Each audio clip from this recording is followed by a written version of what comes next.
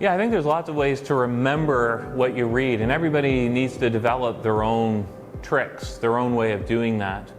Highlighting, writing notes are very, very important to make sure you're really engaging with it. The way I like to think about it is you end up with a book. It's a big stack of books, and you just take one of those books, you know? So you got 50 copies of the same book, you're gonna take one of them. Now your job is to make that book your own. So this book will be different from every other. How?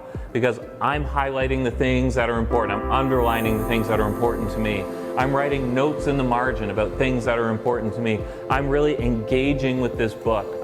It's like I'm sitting face to face with the author and we're having a discussion. So I'm writing questions. What do you mean by this? And hoping that later in the text he's going to answer that question.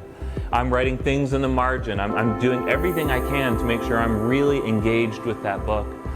Later on, either you have to flip back through the book, or what I like to do, and I've actually done this, is hired somebody to go through and type out all the things that I've highlighted for me, and then I keep them in software called Evernote. So I have a long list of here's a book and here are all the different quotes from that book. So I can search, I can look, I can scroll through quickly, and I can see all the things that were most important to me in that book, and I've got it stored in an electronic format. Or you can just go through and type it out yourself if you prefer.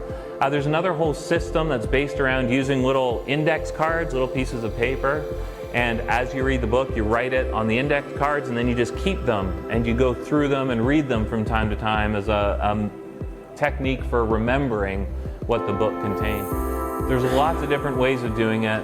I think especially with those books in life that are most important to you, it makes sense to really read them well, to make that book your own, and then to find a way of going back in time to go over the high points of the book again.